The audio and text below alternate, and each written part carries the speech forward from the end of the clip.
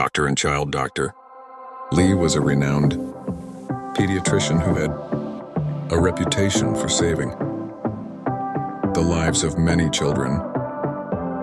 He was always calm and confident, even in the most difficult cases.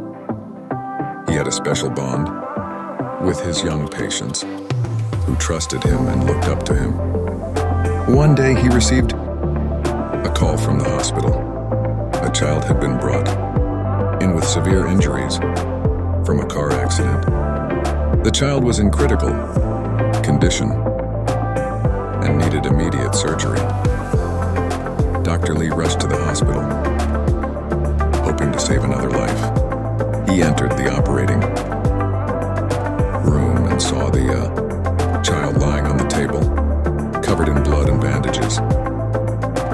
He recognized the child instantly. It was his own son, Kevin. Dr. Lee felt a surge of shock and horror. How could this happen? He had left Kevin at home with his nanny, who was supposed to take him to school. He tried to call his wife, but she didn't answer. He wondered if she was involved in the accident too.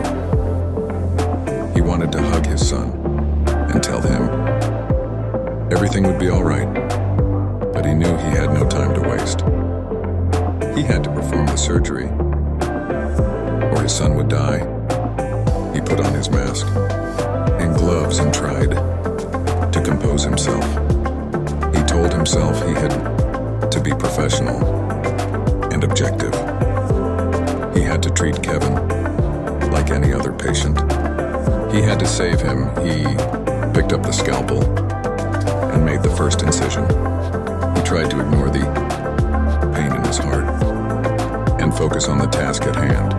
He worked quickly and skillfully, repairing the damage to Kevin's organs and bones. He hoped he was not too late. He finished the surgery and closed the wound. He checked Kevin's vital signs and saw they were stable. He breathed a sigh of relief.